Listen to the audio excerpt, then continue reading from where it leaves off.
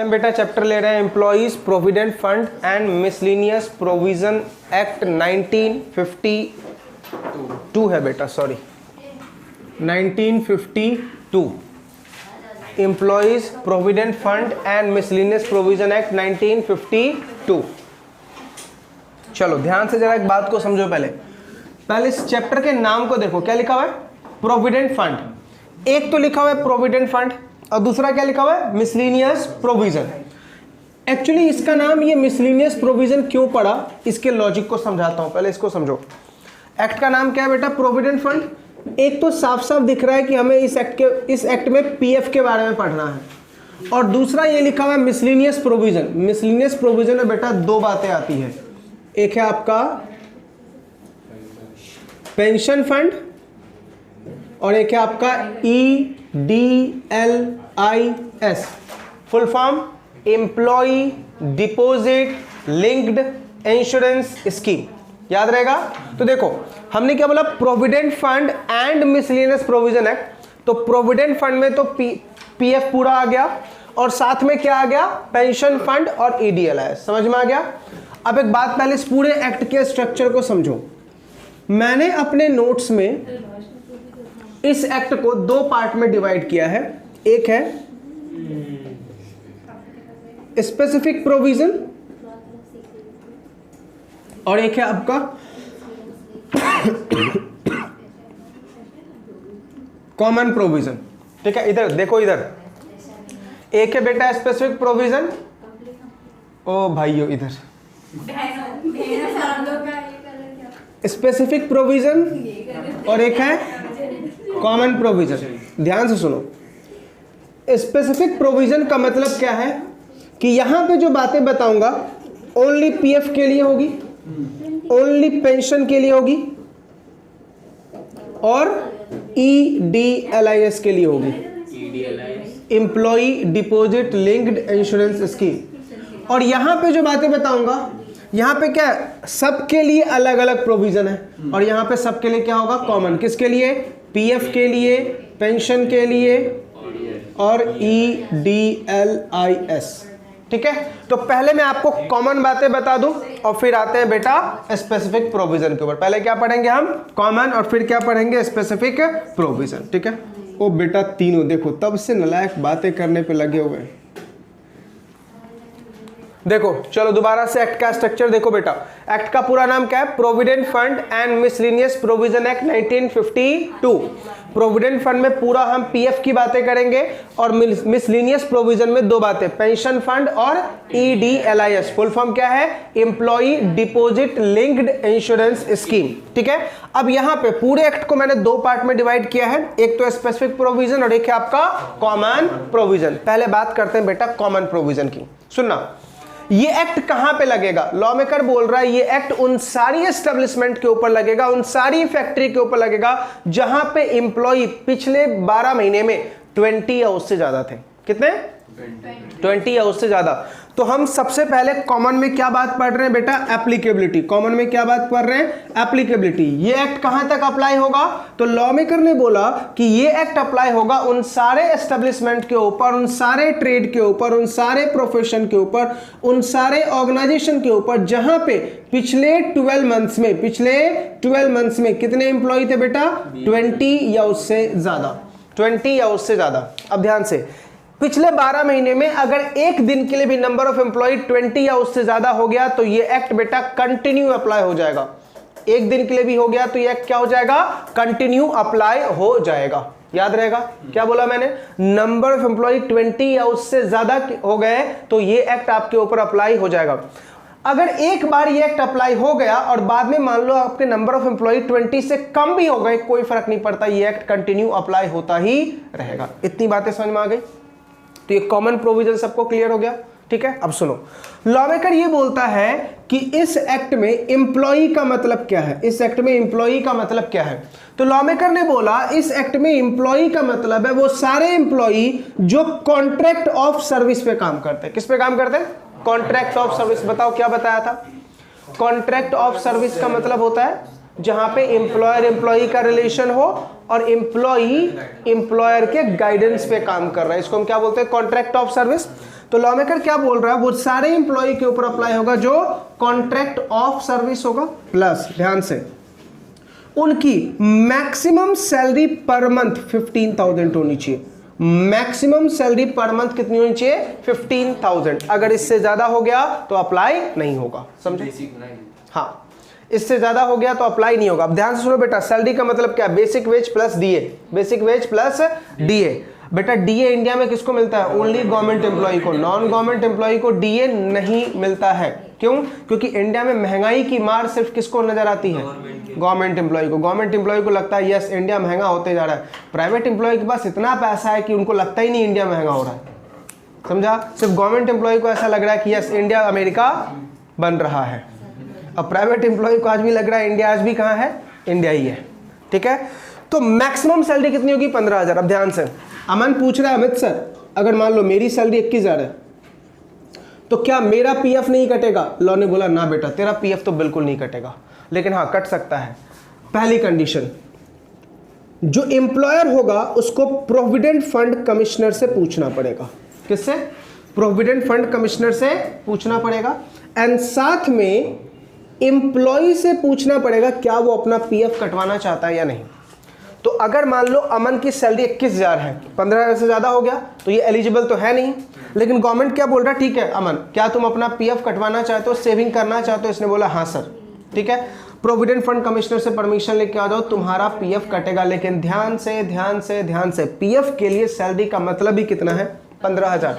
मतलब no doubt अमन की salary 21,000 है, लेकिन पीएफ में कंट्रीब्यूशन का कैलकुलेशन ओनली 15,000 पे ही कैलकुलेट किया जाएगा। याद कीजिए आप सबको मैंने सैलरी चैप्टर पढ़ाया था और क्या बोला था, रिकॉग्नाइज प्रोविडेंट फंड 12%, 12%। हम उसी प्रोविडेंट फंड की बात करें। यहाँ पे जो पढ़ रहे हैं वो कौन सा है बेटा, रिकॉग्नाइज। याद है ना क्या बोला था, रिकॉग्नाइज का मतलब ऐसा प्रोविडेंट फंड जिसको कमिश्नर ने अप्रूव किया है। सैलरी चैप्टर याद है?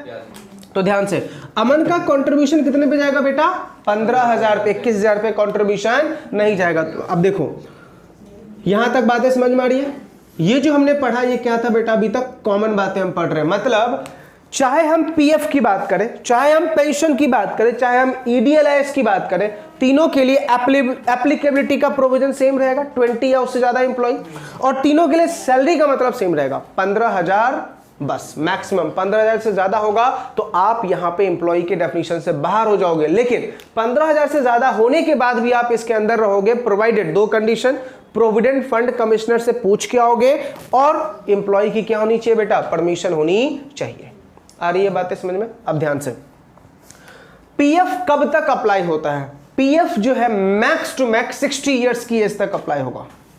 मैक्स टू मैक्स कितना बेटा, 60 ईयर्स की एज तक अप्लाई होगा। पीएफ की बात करो, ये कॉमन प्रोविजन में नहीं आ रहा। अभी किसकी बात कर रहा हूं मैं, पीएफ की। पहले बताओ यहां तक कॉमन समझ में आ गया? यहां तक किसी को कोई डाउट? पक्का? ध्यान से, एम्प्लॉइज प्रोविडेंट फंड में अब हम बात करते हैं बेटा अलग अलग स्पेसिफिक की बात करते हैं। देखो मेरे नोट्स में सबसे पहले आपको कॉमन प्रोविजन ही लिखा हुआ है। देखो लिखा हुआ है एप्लीकेबिलिटी, एप्लीकेबिलिटी लिखा हुआ आपको सबसे पहला, और उसके नीचे देखो 3 पॉइंट लिखा हुआ है। 3 जगह पे ये एक्ट बेटा अप्लाई नहीं होता है, 3 जगह पे ये एक्ट अप्लाई नहीं होता है। अगर कोऑपरेटिव सोसाइटी है, क्या है बेटा, कोऑपरेटिव सोसाइटी है, और वहां पे अगर 50 या उससे कम एम्प्लॉय है, 50 या उससे कम एम्प्लॉय है, और वो society without aid of power काम कर रही है, तो अप्लाई नहीं होगा। विदाउट एड ऑफ पावर का मतलब इलेक्ट्रिसिटी का इस्तेमाल नहीं हो रहा है। दोबारा बोल रहा हूं, हम क्या बोल रहे हैं कि कोई ऑर्गेनाइजेशन जो कोऑपरेटिव सोसाइटी के फॉर्म में काम कर रहा है, वहां पे नंबर ऑफ एम्प्लॉय मैक्सिमम कितने बेटा, 50, और दूसरा कंडीशन क्या बोला, विदाउट पावर, तो वहां पे पीएफ का प्रोविजन अप्लाई नहीं होगा। मतलब ये वाला एक्ट ही अप्लाई नहीं होगा। दूसरा, न्यूली एस्टेब्लिशमेंट पे 5 सालों तक अप्लाई नहीं होगा, 5 इयर्स के बाद अप्लाई होगा। न्यूली एस्टेब्लिशमेंट पे 5 सालों तक अप्लाई नहीं होगा, उसके बाद ये अप्लाई होगा। और तीसरा एंड लास्ट, आर्मी नेवी इन सब के ऊपर ये प्रोविजन अप्लाई बेटा नहीं होता है। याद रहेगा? तो ये 3 लोग बेटा इस एक्ट से क्या है, बाहर है। बताओ 3 लोग कौन कौन से? कोऑपरेटिव सोसाइटी लेस देन या equals to 50 members, less than या इक्वल्स टू 50 मेंबर्स, और विदाउट एड ऑफ पावर काम कर रहा है। दूसरा, इनिशियल कोई भी ऐसा ऑर्गेनाइजेशन पहले 5 साल तक पीएफ का प्रोविजन अप्लाई नहीं होता है। एंड लास्ट पॉइंट क्या याद रखना है, आर्मी नेवी इन सब के ऊपर पीएफ का प्रोविजन अप्लाई नहीं होता। यहां तक समझ में आ गया? हमारा बेटा कॉमन यहां पे खत्म। कॉमन वाली बातें समझ में आ गई? चलो नीचे देखो बेटा, इंपॉर्टेंट डेफिनेशन करके लिखा हुआ है। बेसिक वेज, सिर्फ दो बातें याद रखना। बेसिक वेज का मतलब होता है डियरनेस, बेसिक वेजेस का मतलब है basic wage plus dearness allowances, basic wage plus dearness allowances. इसके अलावा और कुछ भी नहीं आएगा बेटा वेजेस की डेफिनेशन में। सिर्फ क्या लेना है, basic wage plus dearness allowances. Page number 308 पे देखो लिखा हुआ है basic wage plus dearness allowances. Employ का मतलब सेम जो मैंने अभी बोर्ड पे बताया, कॉन्ट्रैक्ट ऑफ सर्विस, और उसकी मैक्सिमम सैलरी कितनी होनी चाहिए, 15,000। अगर 15,000 से ज्यादा है तो एलिजिबल है, प्रोवाइडेड दो कंडीशन। एम्प्लॉय से पूछो कि वो अपना पीएफ डिडक्ट करवाना चाहता है या नहीं, और प्रोविडेंट फंड कमिश्नर से परमिशन लेके आओ। लेकिन पीएफ का कैलकुलेशन ऑलवेज कितने की सैलरी पे होगा, 15,000 की सैलरी पे, 15,000 से ज्यादा पे नहीं होगा। आ रही है बातें समझ में? चलिए अब आ रहे हैं बेटा स्पेसिफिक प्रोविजन के ऊपर। सबसे पहले हम बात करेंगे प्रोविडेंट फंड की। सबसे पहले हम किसकी बात करेंगे, प्रोविडेंट फंड। प्रोविडेंट फंड, इसी प्रोविडेंट फंड को जो मैं यहां पे पढ़ा रहा हूं, इसी प्रोविडेंट फंड को सैलरी चैप्टर में नाम दिया गया आरपीएफ का, मतलब रिकॉग्नाइज्ड प्रोविडेंट फंड। ठीक है, सुनो, इस प्रोविडेंट फंड में एम्प्लॉयर भी कंट्रीब्यूट करता है और एम्प्लॉई भी कंट्रीब्यूट करेगा। ठीक है, कितना, तो बोला एम्प्लॉयर भी करेगा 12%, एम्प्लॉई भी करेगा 12%। ठीक है, जैसे एक एग्जांपल लेते हैं, मान लो सौरभ किसी कंपनी का एम्प्लॉई है, सौरभ की सैलरी है 9,000, 9,000, और पीएफ के लिए सैलरी कितनी थी बेटा, 15,000, 9,000 और 15,000, विच एवर इज लेस। तो लेस कितना हो गया, 9,000। तो अब देखो सौरभ के पीएफ अकाउंट में कितना पैसा जाएगा। सबसे पहले सौरभ खुद का कंट्रीब्यूशन करेगा 9,000 का 12%, यानी 1080। अब सौरभ का एम्प्लॉयर करेगा इसके लिए 1080। अब ध्यान सुनना, सौरभ ने जो कंट्रीब्यूशन किया वो उसके लिए एक्सपेंस होगा, ठीक है, लेकिन एम्प्लॉयर ने जो कंट्रीब्यूशन किया वो उसके लिए क्या है, इनकम है। ठीक है, तो इस एक्सपेंस का सौरभ को 80C में क्या मिल जाएगा, डिडक्शन, इनकम टैक्स में। ठीक है, लेकिन ये जो कंट्रीब्यूशन है ये तो इनकम है, लेकिन मुझे बताओ ये कंट्रीब्यूशन कितना है, ओनली 12%, तो ये एग्जम्प्ट हो जाएगा बेटा। ये क्या हो जाएगा, एग्जम्प्ट हो जाएगा। अगर 12% से ज्यादा एम्प्लॉयर कंट्रीब्यूट करता है तो जितना ज्यादा करेगा वो क्या होगा, टैक्सेबल होगा। जितना ज्यादा करेगा वो क्या होगा बेटा, टैक्सेबल होगा। 12% तक कंट्रीब्यूशन क्या होता है, एग्जम्प्ट। 12% से जो भी ज्यादा होगा वो क्या होगा बेटा, टैक्सेबल होगा। इतनी बातें समझ में आ गई, कोई दिक्कत यहां तक? तो हमने सीधा क्या बोला, एम्प्लॉई जो कंट्रीब्यूशन करेगा वो एग्जम्प्ट अंडर सेक्शन 80, सॉरी उसका क्या मिलेगा, डिडक्शन 80C में, इनकम टैक्स में। और एम्प्लॉयर जो कंट्रीब्यूट करेगा वो उसके लिए इनकम है, लेकिन अगर वो कंट्रीब्यूशन ओनली 12% तक है तो एग्जम्प्ट। और 12% से ज्यादा हो गया, मान लो 13% हो गया, 14% हो गया, तो जितना ज्यादा कर रहा है 1%, 2%, जो भी ज्यादा कर रहा है वो क्या हो जाएगा, टैक्सेबल हो जाएगा। इतनी बातें समझ में आ गई? अब ध्यान सुनो, मैक्सिमम पीएफ में कंट्रीब्यूशन जाता है 60 इयर्स की एज तक। मान लो अभी सौरभ जब ज्वाइन किया तो सौरभ का एज था 21 की एज में ज्वाइन किया, तो मैक्सिमम सौरभ का पीएफ कितनी एज तक कटेगा बेटा, 60 की एज तक। ठीक है, लेकिन मान लो सौरभ 60 एज होने के बाद भी कहीं पे काम करने के लिए जा रहा है, अब इसका पीएफ में कंट्रीब्यूशन नहीं जाएगा, पीएफ में कंट्रीब्यूशन नहीं जाएगा। ठीक है, तो एग्जाम में ऐसे आउट ऑफ द बॉक्स एक क्वेश्चन पूछ लेता है कभी कभी कि ऐसे कौन कौन से एम्प्लॉई हैं जिनका पीएफ नहीं कटेगा, तो आप क्या बोलोगे, 60 इयर्स के बाद। दूसरा, जिनकी सैलरी 15,000 से ज्यादा हो जाएगी। ठीक है, और तीसरा, ध्यान से सुनना, तीसरा कौन है, मान लो सौरभ 60 का हुआ तो जॉब से रिटायर किया और जितना भी पीएफ का एक्यूमुलेटेड बैलेंस था वो ले लिया, लेकिन जिस कंपनी का ये एम्प्लॉय था उस कंपनी की नीड पड़ी सौरभ की, तो सौरभ को 60 के बाद भी अपॉइंट किया कंपनी ने दोबारा, तो क्या अब इसका पीएफ कंट्रीब्यूशन होगा, नहीं। समझ में आ रहा, नहीं आ रहा? दूसरा, 3 एम्प्लॉय हो गए, कौन कौन सा बोला मैंने, 3 एम्प्लॉय, जिनकी 60 से ज्यादा एज हो गई, दूसरा जिसकी सैलरी 15 से ज्यादा हो गई, और तीसरा जिसने अपने रिटायरमेंट का पूरा पीएफ निकाल के फिर कहीं जॉब कर रहा है तो वो एलिजिबल नहीं होगा। चौथा, ट्रेनिंग, जैसे आप लोग आर्टिकलशिप करने के लिए जाओगे, पैसे वहां पे मिलेंगे लेकिन वो सैलरी थोड़ी है, उसको स्टाइफन बोलते हैं। जो आपको आर्टिकलशिप में पैसे मिलते हैं वो सैलरी थोड़ी, और यहाँ पे लॉ के क्या बोलता है, बेसिक सैलरी होना चाहिए प्लस डी होना चाहिए, तो वो आपका स्टाइफन है, तो उसके ऊपर बेटा पीएफ नहीं कटता है। समझ में आ गया? तो इसको बोलते हैं बेटा ट्रेनी या आर्टिकलशिप वाले जो पर्सन होते हैं, इन 4 लोगों का पीएफ बेटा नहीं कटेगा। इतनी बातें समझ में आ गई? चलो, पीएफ का पैसा विथड्रॉ कौन करेगा? ध्यान सुनना, अगर पीएफ का पैसा एम्प्लॉय खुद विथड्रॉ करता है, पीएफ का पैसा एम्प्लॉय खुद विथड्रॉ करता है, जैसे मान लो मेरा पीएफ था तो मैंने खुद विथड्रॉ किया, तो कहां टैक्सेबल होगा? Under the head salary. Professional वालों को बेटा पीएफ नहीं मिलता, सिर्फ किसको मिलता है? जो सैलरीड क्लास एम्प्लॉय होते हैं उनको पीएफ मिलता है, प्रोफेशनल वालों का पीएफ नहीं होता। जैसे फॉर एग्जाम्पल अपन लोग क्या बनेंगे, पीसीएस बनेंगे या पीसीएमए बनेंगे या पीसीए बनेंगे, तो हम लोग क्या कहलाएंगे? प्रोफेशनल। हमारे लाइफ का सबसे बड़ा डेंजर रूल ये है कि हमारा ना तो ग्रेच्युटी होता है, ना तो पीएफ होता है, ना तो पेंशन होता है। जितना काम उतना पैसा, ठीक है। गवर्नमेंट एम्प्लॉय की तरह नहीं है जो फोकट की सैलरी खा रहे होते हैं, ठीक है। कोई काम नहीं, लेकिन पगार तो उनके अकाउंट में पक्का आएगा ही आएगा, ठीक है। दिन भर कुर्सी भी तोड़ेंगे तो भी पगार आएगा, करेक्ट है। लेकिन हमारे में क्या है? काम तो पैसा, काम नहीं तो पैसा नहीं, ठीक है। हमारी सैलरी में कोई इंक्रीमेंट नहीं होता, लेकिन गवर्नमेंट एम्प्लॉय की सैलरी हर एक साल बढ़ती है बेटा, एवरी ईयर बढ़ती है, ठीक है। इन्फ्लेशन हो रहा है, ठीक है। चलो, इतनी बातें समझ में आ गई। अब समझना, मैं मर गया मान लो और मेरे बाद पीएफ का पैसा मिला, अब किसके हैंड में टैक्सेबल? मैं मर गया तो मेरा पीएफ का पैसा किसको मिलेगा? फैमिली को, मेरे नॉमिनी को, जो भी मेरा नॉमिनी होगा। अब कहां taxable? Under the head other source, under the head other source. याद रहेगा पक्का? चलो ध्यान से, मान लेते हैं अपनी छोटी ने पीएफ डाला पब्लिक प्रोविडेंट फंड में। कहां डाला? पीपीएफ में, पब्लिक प्रोविडेंट फंड। तो जब उसने डाला उसको एक्सपेंस का बेनिफिट मिला, क्योंकि 80C में डिडक्शन उसका मिलेगा। तो अब जब उसको मान लो पीपीएफ में इसने पैसा डाला और जब इसने निकाला 30 करोड़ रुपए मिले, that 30 crore will be taxable. वो इसके हैंड में क्या हो जाएगा? टैक्सेबल। क्यों? क्योंकि पहले डिडक्शन मिला था, अगर नहीं मिलता तो टैक्सेबल नहीं होता। सर, क्या पीएफ ट्रांसफर हो सकता है? नहीं।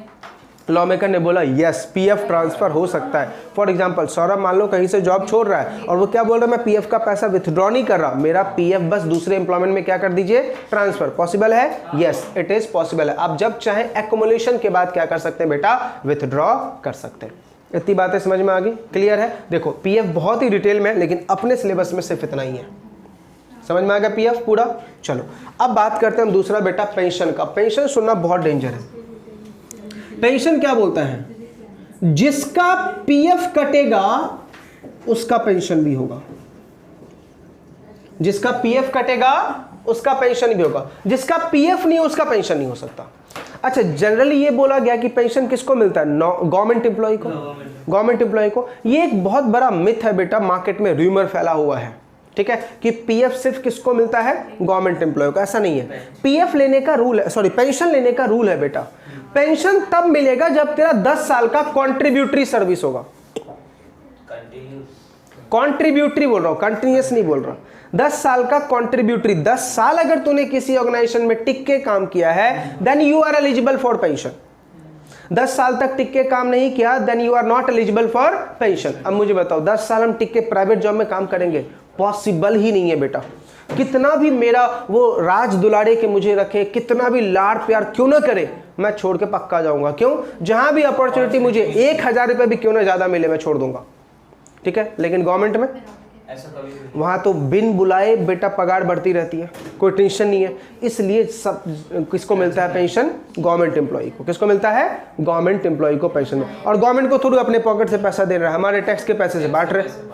कौन सा वो अपनी सैलरी में से बोल रहे हैं कि ठीक है हमें सैलरी जो मिल रही है प्रेसिडेंट को, प्राइम मिनिस्टर को या चीफ मिनिस्टर को या डीएम सीएम जिसको भी सैलरी मिल रही है, बोल रहा है ठीक है मैं अपनी पगार से तुझे क्या दे रहा हूँ? पेंशन।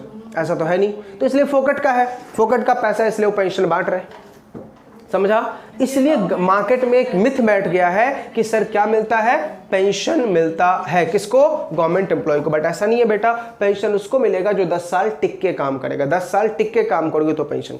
अब सौरभ पूछ रहे हैं अमित सर, फिर तो एक छोटा सा डाउट है, अगर मैं किसी कंपनी का एम्प्लॉय हूं, मैं 10 साल तक काम किया, अब देखो पेंशन में कॉन्ट्रीब्यूशन कैसे जाता है, सुनना है इधर बेटा, ध्यान सुनो, ये पेंशन एक्सप्लेन कर रहा हूं। पेंशन में जो कॉन्ट्रीब्यूशन जाता है वो ओनली एम्प्लॉयर करेगा। यहां पे कौन कर रहा था? दोनों। यहां पे कौन करेगा? Only employer. अब ये एक बेटा धोखा है, क्या बोल रहा है, एम्प्लॉयर को अलग से कंट्रीब्यूशन नहीं करेगा भैया। तेरा जो उसने 12% का कंट्रीब्यूशन किया प्रोविडेंट फंड में, उस 12% के कंट्रीब्यूशन को 2 पार्ट में डिवाइड कर देगा। तेरा 8.33% वो डाल देगा पेंशन में और 3.67% डाल देगा पीएफ में। समझा? तो कभी भी चेक करना, जब तुम जॉब वगैरह करोगे चेक करना तुम्हारे बॉस का पीएफ में कंट्रीब्यूशन तुम्हारे से कम रहेगा। अब तुम सोचने पड़ जाओगे सर ये कम क्यों हुआ, ड्यू टू दिस प्रोविजन। फिर बोल रहा है सौरभ, सौरभ बोल रहा है अमित सर फिर तो मेरे माइंड में एक बहुत बड़ा सवाल है, मेरे माइंड में एक तो बहुत बड़ा सवाल है। क्या सवाल है सर? आपने ये बोला 10 साल का कॉन्ट्रीब्यूटरी सर्विस होगा तो मुझे क्या मिलेगा, पेंशन। सर मैं 5 साल में ही छोड़ दूं तो 5 साल में छोड़ दूं तो सौरभ को सिर्फ पीएफ मिलेगा। तो उसका मतलब उसका भी मतलब एम्प्लॉयर का कंट्रीब्यूशन कितना दिखेगा, 12%। लेकिन अगर सौरभ का 10 साल का कंट्रीब्यूटरी सर्विस हो गया तो अब इसका पॉइंट जो है 3.6 दिखेगा किसमें, प्रोविडेंट फंड में, और बाकी का पैसा कहाँ दिखेगा, इसके पेंशन में। ओ देखो देखो इन तीनों को देखो, आज तो अलग ही दुनिया में है ये। ओ समझ में, अरे वो उसकी मर्जी है भाई। हाँ चलो ध्यान से, ये बातें बेटा समझ में आ रही है, पक्का पॉइंट क्लियर हुआ सर? मैं बोल रहा हूं कि जो पेंशन में पैसा जाता है वो एम्प्लॉयर ने जो प्रोविडेंट फंड तेरा डाला, वो बेटा एम्प्लॉयर ने जो प्रोविडेंट फंड डाला उसका 2 पार्टीशन होगा। 8.33% जाएगा पेंशन में और 3.67% जाएगा प्रोविडेंट फंड में। 8.33% पेंशन में और 3.67% किस में जाएगा बेटा, प्रोविडेंट फंड में। तो मैं ये बोल रहा हूं कि अगर तेरा 10 साल का कंट्रीब्यूटरी सर्विस होगा तभी तो तू पेंशन के लिए एलिजिबल होगा, लेकिन 10 साल का कंट्रीब्यूटरी सर्विस है ही नहीं तो तुम पेंशन के लिए तो एलिजिबल बिल्कुल भी नहीं हो, पेंशन के लिए तुम एलिजिबल बिल्कुल भी नहीं हो। तो लॉ मेकर क्या बोल रहा है, अगर तुम्हारा 10 साल का कंट्रीब्यूटरी सर्विस नहीं है तो तुम्हारा पीएफ में कितना पैसा दिखेगा एम्प्लॉयर का, 12%। पीएफ में कितना पैसा दिखेगा एम्प्लॉयर का, 12%। आ रही है बातें समझ में, कोई दिक्कत यहां तक, पक्का? देखो मैं क्या बोल रहा हूं, जिसका पीएफ कटेगा उसी को पेंशन मिलेगा और जिसका पीएफ नहीं कट रहा उसका पेंशन नहीं मिलेगा। मान लो सोमेश ऐसी कंपनी में काम कर रहा है जहां पे इसका पीएफ ही नहीं कट रहा, भाई बुढ़ापा तुम्हारा खराब है, पेंशन तुम्हें बिल्कुल भी नहीं मिलेगा। क्यों? क्योंकि तुम्हारा पीएफ ही नहीं कट रहा। समझ में आ रहा नहीं आ रहा, पक्का याद रहेगा? अब ध्यान से सुनो, सर पेंशन किसको मिलेगा? सिंपल सी बात है, अगर जो एम्प्लॉई है वो जिंदा रहा तो उसको मिलेगा, अगर वो जिंदा रहा और उसको मिला तो टैक्सेबल का होगा अंडर दैट सैलरी। लेकिन अगर मान लो जिसका पेंशन था वो एक्सपायर कर गया तो किसको मिलेगा, फैमिली वालों को। याद आ रहा? टैक्स में अदर सोर्स, फैमिली पेंशन 33.33% और 15,000 per annum, which ever is less वो एग्जम्प्ट हो जाएगा, बाकी सब क्या हो जाएगा, टैक्सेबल हो जाएगा। अच्छा ध्यान से सोच के देखो, मान लो सोमेश को मेरा पेंशन लेते हैं, मेरा कोई पेंशन अमाउंट है, मैं अलाइव हूं तो मुझे मिलेगा कहां, टैक्सेबल अंडर दैट सैलरी। मैं मर गया तो किसको मिलेगा, नॉमिनी को। नॉमिनी में कौन होगा,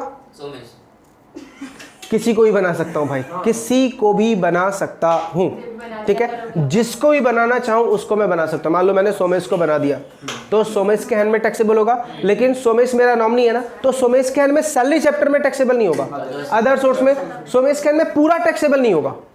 1/3 और 15,000 per annum which ever is less क्या हो जाएगा बेटा, एग्जम्प्ट। बाकी जो बचेगा वो क्या हो जाएगा, टैक्सेबल हो जाएगा। ठीक है, अब ध्यान से, सर नॉमिनी किसको रखना है, तो लॉ मेकर ने ऐसा कोई फोर्स नहीं किया, नॉमिनी आप किसी को भी रख सकते हो। नॉमिनी कैसे रखना है, ध्यान से सुनो। लॉ मेकर क्या बोलता है बेटा, नॉमिनी अपॉइंट करने के लिए आपको प्रोविजंस है। नॉमिनी अपॉइंट करने के लिए क्या है, प्रोविजन है। जब तुम जॉब में जाओगे, ठीक है, जॉब में जाने के बाद आपको चूज करना पड़ेगा कि आपका नॉमिनी कौन होगा। लेकिन मान लो मैं जिस टाइम जॉब में गया उस टाइम मैं अनमैरिड था, तो मैंने नॉमिनी बना दिया मान लो सोमेश को, ठीक है। अच्छा जब मैं मैरिड हुआ तो क्या बॉस को सपना आ रहा है, नहीं, मुझे सपना दिखाना पड़ेगा, मुझे बताना पड़ेगा। लेकिन मान लो मैंने वो सपना दिखाया ही नहीं, मैंने नहीं बोला, तो मुझे बताओ पेंशन किसको मिलेगा, सोमेश को ही मिलेगा। लेकिन अगर मैंने बता दिया कि नहीं अब मैं मैरिड हो चुका हूं, मैं अपना नॉमिनी चेंज करना चाहता हूं, तो मुझे फॉर्म फाइल करना पड़ेगा जब मैं चेंज करूंगा। क्या जरूरी है शादी के बाद स्पाउस ही नॉमिनी बनेगी? नो, मेरी मर्जी भाई, मैं स्पाउस को बनाना चाहूँ तो स्पाउस को, मॉम को बनाना चाहूँ तो मॉम को, और डैड को बनाना चाहूँ, जिसको भी बनाना चाहूँ मैं शादी के बाद भी वैसा कंटिन्यू कर सकता हूँ। समझ में आया? अच्छा, पेंशन ट्रांसफर होता है क्या?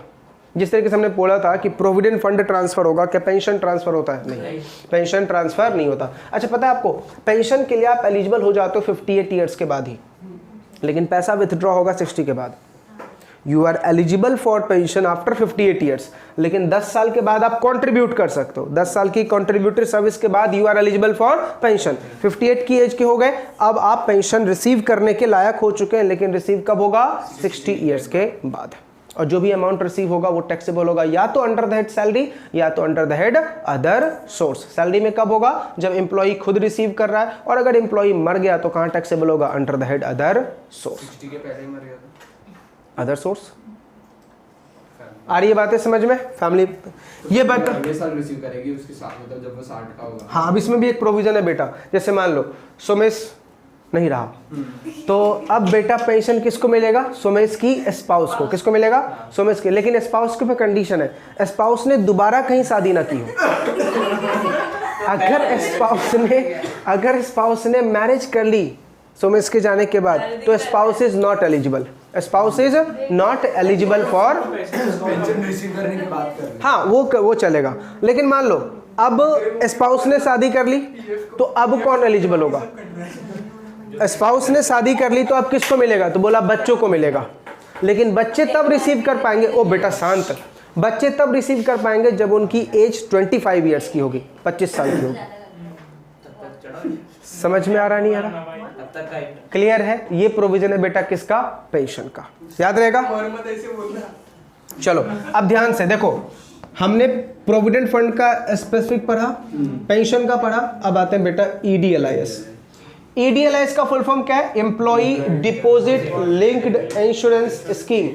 Employee deposit linked insurance scheme. सुनो, EDLIS का प्रोविजन क्या बोलता है? EDLIS का प्रोविजन ये बोलता है कि जिसका PF कटा है, जिसका पेंशन कटा है, वही एलिजिबल होगा EDLIS के लिए। जिसका पेंशन कटा है, जिसका PF कटा है, वही एलिजिबल होगा EDLIS के लिए। अब लॉजिक समझ में आ रहा? तीनों के लिए सैलरी कॉमन क्यों है? क्योंकि जिसका PF कटेगा उसका पेंशन, और जिसका PF प्लस पेंशन होगा वो EDLIS। अब बोलोगे अमित सर पहले ये बताओ EDLIS होता क्या है? Life insurance benefit. बेटा क्या होता है ये? Life insurance benefit. आपको LIC की तरह एक ट्रीटमेंट मिलेगा, ठीक है? तो ये एक मेडिक्लेम की तरह होता है। समझ में आया? तो ध्यान सुनना, मैंने क्या बोला? PF और पेंशन होगा तो क्या मिलेगा बेटा आपको? EDLIS। EDLIS में आपको कंट्रीब्यूट करना होता है। EDLIS में क्या करना होगा? आपको कंट्रीब्यूट करना होगा। बिना कंट्रीब्यूशन के आप EDLIS से रिकवरी नहीं कर सकते। तो EDLIS में बेटा कंट्रीब्यूशन कितना जाता है? 0.5%। कितना जाएगा कंट्रीब्यूशन? बेटा कितना बोलते हो? 0.5% ऑफ सैलरी। सैलरी का मतलब basic wage plus dearness allowances. तो EDLIS में जो कंट्रीब्यूशन जाएगा वो कितना जाएगा? 0.5% ऑफ सैलरी। लेकिन बेटा इसके कंट्रीब्यूशन में से 0.1% एक्सपेंस चला जाता है। क्या चला जाता है? 0.1% क्या चला जाता है बेटा? एक्सपेंस। तो इफेक्टिव कंट्रीब्यूशन मेरा सिर्फ कितना होता है? 0.4%। अगेन ओनली कंट्रीब्यूशन करेगा एम्प्लॉयर। कंट्रीब्यूशन ओनली कौन करेगा? एम्प्लॉयर करेगा। एम्प्लॉयर के अलावा कोई भी कंट्रीब्यूशन नहीं कर सकता। समझ में आ रहा नहीं आ रहा? अब एक बात समझना, सर ये पैसा मिलेगा कब? ये पैसा मिलेगा कब? आप रिटायरमेंट के बाद भी रिसीव कर सकते हो। सर कितना मिलेगा ये बताओ? तो लॉ मेकर क्या बोल रहा है कि जिस टाइम आप रिटायर किए हो उस टाइम आपकी सैलरी कितनी है, उस सैलरी का 30 टाइम्स। और सैलरी का मतलब same, basic wage plus dearness allowances. उस सैलरी का कितना मिलेगा आपको? 30 टाइम्स मिलेगा। कितना मिलेगा बेटा? 30 टाइम्स मिलेगा। इसके लिए कोई टाइम लिमिट होता है कि इतना टाइम रुकना पड़ता है? नहीं।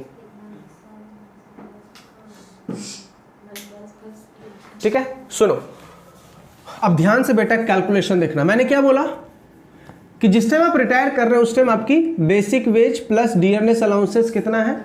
उसका 30 टाइम्स। मैक्सिमम 6 लाख तक, मैक्सिमम 6 लाख तक, विच एवर इज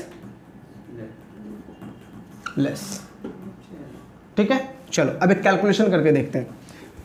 मान लेते हैं सौरभ की सैलरी है 8000। ठीक है, सौरभ की सैलरी कितनी है बेटा? 8000 और 15000, विच एवर इज लेस। तो लेस कितना? 8000। अब 8000 का 30 टाइम्स। ठीक है, लेकिन ध्यान से याद रखना, ये सैलरी जो भी लोग हैं 10 महीने की एवरेज सैलरी लेनी होती है, 10 महीने की एवरेज सैलरी। तो 8000, अब अगर मैं इसको मल्टीप्लाई भी करूं तो 8000 मल्टीप्लाइड बाय 10 डिवाइडेड बाय 10, 8000 ही आएगा। इसका 30 टाइम्स, मतलब 2,40,000। मतलब कितना बेटा? 2,40,000। 2,40,000 और maximum 6 lakh, which ever is less, which ever is less. तो सौरभ को कितना मिलेगा? 2,40,000। सौरभ को कितना मिलेगा? 2,40,000। लेकिन मान लो सौरभ का एम्प्लॉयर सौरभ को 2,40,000 की जगह 3 लाख दे रहा है, तो 60,000 एक्स्ट्रा दे रहा है। That 60,000 will be treated as bonus. That 60,000 will be treated as a bonus. याद आ रहा? अब कुछ याद आ रहा? मिनिमम वेज एक्ट में वेजेस की डेफिनेशन में बोनस भी कवर था। कैसा वाला? अदर देन बोनस एक्ट वाला। तो ये वाला आ जाएगा वहां पे। आ रही है बातें समझ में? पक्का? एक बात मुझे बताओ, अगर सौरभ की सैलरी 15,000 होती, multiplied by 10 divide by 10, average salary 15,000 multiplied by 30, 4,50,000, Saurabh को मिल रहा है 6 लाख, यानी 1.5 लाख का क्या हो गया? बोनस। एक बात मुझे बताओ, किसी भी इंप्लॉई को 1.5 लाख से ज्यादा बोनस मिल सकता है क्या? नहीं। क्यों? क्योंकि सैलरी का मतलब ही कितना है? 15,000। समझा? सैलरी का मतलब ही कितना है? 15,000। मान लेता हूं अभिषेक की सैलरी है बेटा 2,000, multiplied by 10 divided by 10, 2,000 multiplied by 30 कितना हुआ? 60,000। और अभिषेक को मिला 3 लाख। तो लॉ मेकर ने क्या बोला कि 60,000 तो इसको ईडीएलआई से मिलेगा, और 2,40,000 जो इसको एक्स्ट्रा मिला that will be bonus. That will be bonus. आ रही है बातें समझ में या नहीं? पक्का? कोई डाउट? यहां तक याद रहेगा? समझा? ये था बेटा आपका पीएफ, पेंशन और ईडीएलआईएस का सेपरेट प्रोविजन, और वो क्या था आपका? Common provision. समझ में आया? इतना ही अपन को पढ़ना है। अब इसके बहुत सारे प्रोविजन बेटा, पीएफ में कौन लोग होते हैं, कैसे अपॉइंट होते हैं, बहुत सारे, लेकिन वो हमारे सिलेबस में नहीं। अपन को सिर्फ ये कैलकुलेशन वाला पार्ट याद रखना है। याद रहेगा? चलो जल्दी से 5 मिनट में रिकैप करो। सबसे पहले बताओ इस एक्ट का नाम क्या है? Employees provident fund and miscellaneous provision act 1952। इसमें 3 बातें। कौन कौन सी 3 बातें बेटा? प्रोविडेंट फंड, दूसरा मिसलिनियस प्रोविजन में 2 बातें, पेंशन फंड और employee deposit linked insurance scheme. इस एक्ट को 2 पार्ट में डिवाइड किया गया, कॉमन प्रोविजन और स्पेसिफिक प्रोविजन। स्पेसिफिक प्रोविजन में पहले बात करते हैं कॉमन प्रोविजन। ये एक्ट कहां पे अप्लाई होगा? तो बोला उन सारे एस्टेब्लिशमेंट के ऊपर, उन सारे ऑर्गेनाइजेशन के ऊपर जहां पे नंबर ऑफ एम्प्लॉई 20 या उससे ज्यादा है पिछले 12 महीने में, तो उसके ऊपर अप्लाई हो जाएगा। दूसरा हमने क्या पढ़ा? जब ये अप्लाई होगा तो एम्प्लॉई एलिजिबल कौन होगा? वो एम्प्लॉई जिसकी मैक्सिमम सैलरी कितनी होगी बेटा? 15,000। अगर 15,000 से ज्यादा है तो 2 कंडीशन, प्रोविडेंट फंड कमिश्नर से पूछोगे और एम्प्लॉई से पूछो कि भैया तू पीएफ कटवाना चाहता है या नहीं। लेकिन पीएफ का कंट्रीब्यूशन 15,000 पे ही होगा। ठीक है? अब पीएफ में एम्प्लॉयर कितना करेगा? 12%, एम्प्लॉय भी कितना करेगा? 12%। सर क्या एम्प्लॉय अपना 12% बढ़ा सकता है? बोला यस, एम्प्लॉय 100% करे, 200% करे, मुझे कोई दिक्कत नहीं है, लेकिन एम्प्लॉयर 12% ही करेगा। अगर एम्प्लॉयर ने 12% से ज्यादा कर दिया तो सामने वाले के लिए वो इनकम मान लिया जाएगा, उसके ऊपर वो क्या भरेगा? Tax under the head salary. इतनी बातें समझ में आ गई? कोई दिक्कत? अच्छा मुझे बताओ कब कब पीएफ में कंट्रीब्यूशन करने के लिए कौन कौन एम्प्लॉय एलिजिबल नहीं है? जिसकी सैलरी 15,000 से ज्यादा है। ठीक है? दूसरा, जिसने 60 इयर्स के बाद सारा पैसा विथड्रॉ करके दोबारा जॉब कर रहा है, उसके लिए नहीं होगा। तीसरा सेंट्रल और स्टेट गवर्नमेंट के लिए जो होंगे स्पेसिफिक, उनके लिए नहीं होगा। और चौथा ट्रेनी, जो लोग आर्टिकल्स होते हैं, ट्रेनी होते हैं, उनको पीएफ कंट्रीब्यूशन नहीं मिलेगा। अच्छा, कौन कौन से ऐसे ऑर्गेनाइजेशन है जिनके ऊपर पीएफ नहीं लगेगा? कोऑपरेटिव सोसाइटी, अगर मेंबर 50 या उससे कम है और विदाउट एड ऑफ पावर चल रहा है। दूसरा, इनिशियल स्टेज पे 5 सालों तक किसी भी एस्टेब्लिशमेंट के ऊपर। और तीसरा, आर्मी, नेवी, इन सब के ऊपर नहीं लगता। ठीक है। अच्छा, जिनका पीएफ कटेगा उनका ही पेंशन भी होगा। पेंशन के लिए एक कंडीशन क्या है? 10 साल का कॉन्ट्रीब्यूटरी सर्विस होना चाहिए, तो ही आपको क्या मिलेगा बेटा?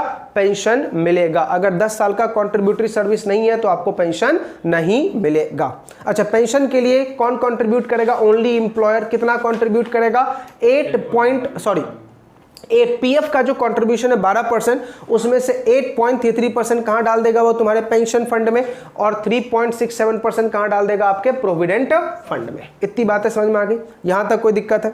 चलो, अब आगे बात हमने क्या पढ़ा?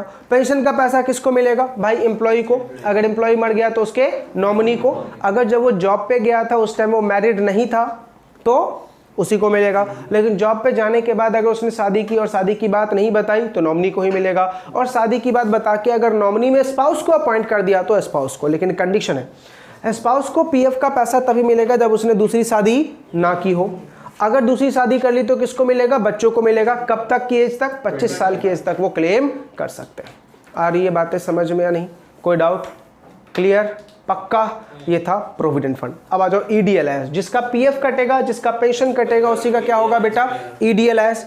ईडीएलएस में कंट्रीब्यूशन ओनली एम्प्लॉयर का होता है। कितना? 0.5%। उसमें से 0.1% एडमिनिस्ट्रेटिव एक्सपेंस चला जाता है। ईडीएलएस का पैसा कितना मिलेगा? तो बोला जब तुम रिटायर कर रहे हो उस टाइम तुम्हारी एवरेज सैलरी का 30 टाइम्स, 10 महीने की एवरेज सैलरी का 30 टाइम्स। ठीक है। और मैक्सिमम कितने रुपए तक मिलेगा? 6 लाख तक। तो जो एक्स्ट्रा अमाउंट आपको मिल रहा है वो सब आपका क्या कहलाएगा? बोनस।